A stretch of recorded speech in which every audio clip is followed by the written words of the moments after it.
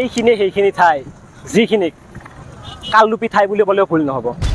হয়, এয়াই হ'ল গুৱাহাটীৰ মাজমজিয়াত থকা ভেটাপাৰা কেম্পছ ভিলেজ, য'ত কোনো স্পীড লিমিট নাই, ট্ৰেফিক ৰুলছ নাই, এটা ট্ৰেফিক পুলিচ নাই, কেৱল মাথো গাড়ী আহিব লাগে আৰু মানুহ মাৰি লৈ যাব লাগে।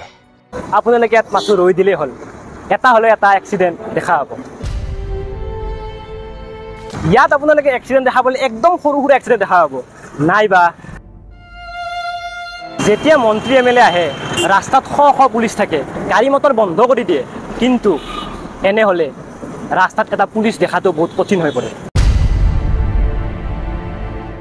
অসম বুলি ক'লে চাহপাত বিখ্যাত, চৰাইদেউ মৈদাম বিখ্যাত, এশিঙীয়া গড় বিখ্যাত আৰু কত কিমান বিখ্যাত, কিন্তু ৰাস্তাৰ ক্ষেত্ৰত কিনো কম আৰু। ইয়াত কিছুমান ভুল ৰাস্তা বা প্ৰশাসন ব্যৱস্থাৰ নহয়, জনসাধাৰণৰো ভুল আছে, য'ত নেকি নিজেই নিজৰ মৃত্যুক সাৱটি ল'ব বিচাৰে। চকু কপালত উঠা এটা দুৰ্ঘটনা যোৱাকালি ৰাতিৰ, য'ত নেকি এজন মানুহৰ মূৰটোৱেই নাই। এইখনেই কেম্পছ ভিলেজ। সদায় এখন নতুন নতুন খেলা হয়, সেইখন খেলা হ'ল মৃত্যুৰ খেলা। ট্ৰাফিক পুলিচটো নাথাকে, আজি থাকছিলে।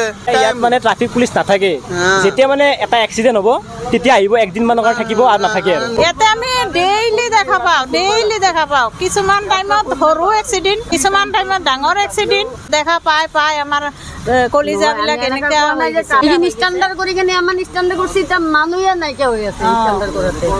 কি কথা এবাৰ ভোটে নিদিওঁ যা।